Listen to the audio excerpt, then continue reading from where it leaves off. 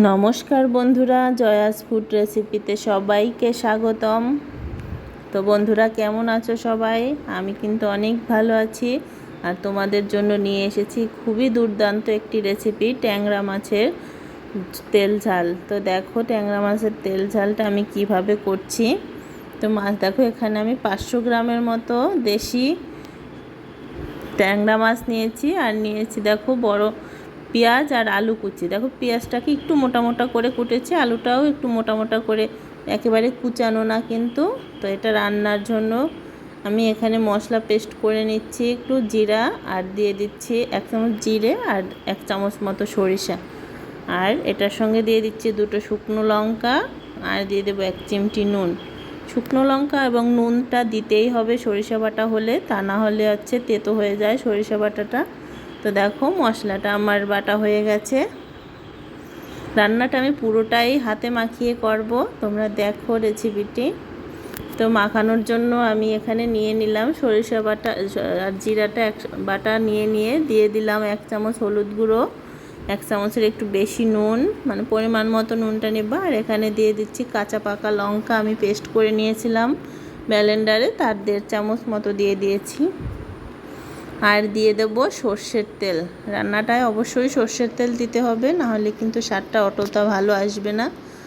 এখানে আমি প্রায় 3 টেবিল চামচ সর্ষের তেল দিয়েছি। তো সমস্ত মশলা আমি দেখো সুন্দর করে মেখে নিচ্ছি। দেখো কত সুন্দর হয়েছে দেখতে মশলাটা। এখন এর ভিতরে আমি প্রথমে মাছটাকে দিয়ে দেব, কারণ মাছটাকে আগে মশলার সঙ্গে না মেখে নিলে তেল মশলাটা ভালোভাবে লবণটা ভালোভাবে যাবে না। তো দেখো মাছটা সুন্দর করে আমি হাতে সুন্দর করে মেখে নিয়েছি। এরপরে আমি এর ভিতরে দিয়ে দেব সেই কুচানো পেঁয়াজ এবং আলু। মাখানোটা আমি একদম কাছে গিয়ে দেখাচ্ছি, তোমরা যাতে দেখতে পারো। দেখো সুন্দর করে আমি একদম উল্টে পাল্টে ভালো করে মাখিয়ে নিচ্ছি মাছ, পেঁয়াজ আর আলু। মানে এটাকে খুবই ভালো করে মাখিয়ে নিতে হবে। আমার মাখানোটা প্রায় শেষ। দেখো কালারটা এখনই কত সুন্দর এসেছে। তোমরা অবশ্যই একবার এভাবে ট্রাই করবে, ট্রাই করলে দেখতে পারবে। আসলে আমি করেছি, আমি নিজেই আমার নিজেরই যে কত ভালো লাগছে তা বুঝাতে পারবো না, যে এত দারুণ একটা রেসিপি। তো দেখো আমি এখানে সামান্য একটু তেল দিয়ে দিয়েছি একটা কড়াই গরম করে রান্নার জন্য। আর দিয়ে দিচ্ছি অল্প একটু জিরে, গোটা জিরে ফোড়ন দিয়ে দিলাম। তার ভিতরে দিয়ে দেব সেই মাখিয়ে রাখা মাছ, আলু। এটাকে কোনো কষানো টষানো হবে না, একটু সমান করে দিয়ে আমি এর ভিতরে জল দিয়ে দেব। পেঁয়াজটা এখানে একটু বেশি দিতে হবে, আর পেঁয়াজটা বেশি দিলে স্বাদটা একটু বেশি হয়। তো দেখো আমি পরিমাণ মতো জল দিয়ে দিলাম। জলটা ফুটে আসলো, জলটা ফুটে আসলে আমি এটাকে ঢাকিয়ে দেব। এটা আমি একবারই ঢাকাবো।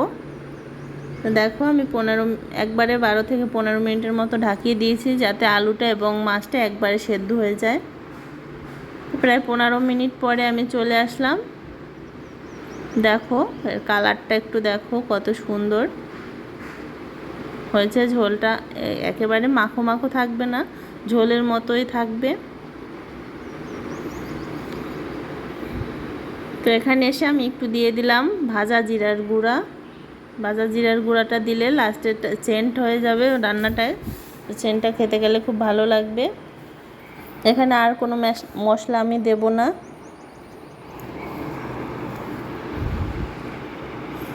তো দেখো এটাকে আমি একটু নেড়ে চেড়ে নিচ্ছি। রান্নাটা আমার প্রায় শেষ। বন্ধুরা, আমার ভিডিওগুলো তোমাদের ভালো লাগলে অবশ্যই আমাকে একটু সাপোর্ট করবে, সাবস্ক্রাইব করবে এবং কমেন্টসে জানাবে কেমন হয়েছে রান্না। তো আমি এখানে এসে আবার 1 থেকে 1.5 টেবিল চামচ কাঁচা সর্ষের তেল দিয়ে দিলাম। এটাও কিন্তু দিতে হবে, দেখো তোমরা দেখতেই পাচ্ছ, কারণ কাঁচা সর্ষের তেলের একটা ঝাঁজ যা খাওয়ার স্বাদ দ্বিগুণ বাড়িয়ে দেয়। দেখো তোমরা দেখতে পাচ্ছ রান্নাটা আমার হয়ে গেছে। জাস্ট আমি একটু ঝোলটা একটু টানিয়ে একটু মাখা মাখা টাইপ করে নিয়েছি। দেখো রান্নাটা শেষ হয়ে গেছে। আমি চুলাটাকে বন্ধ করে দেব। এই পর্যায়ে আমার মাছ আলু সবই কিন্তু এক ঢাকায় মানে সিদ্ধ হয়ে গেছে। তো আমি বন্ধ করে দিয়েছি চুলাটা, এখন নামিয়ে নেব। তো বন্ধুরা দেখো নামিয়ে নিয়েছি, কত সুন্দর হয়েছে দেখতে। দেখো তোমাদের কাছ থেকে আমি একটু উঠিয়ে দেখাচ্ছি রেসিপিটি। দেখো ঝোলটাও কেমন, একটা গ্রেভিটা কত সুন্দর, সঙ্গে আলু কুচানো, পেঁয়াজ কুচানো, আর এরকম ট্যাংরা মাছ, দেশি ট্যাংরা, যার স্বাদই হয় না, স্বাদই বোঝানো যাবে না। তো আজকের মতো টাটা বন্ধুরা।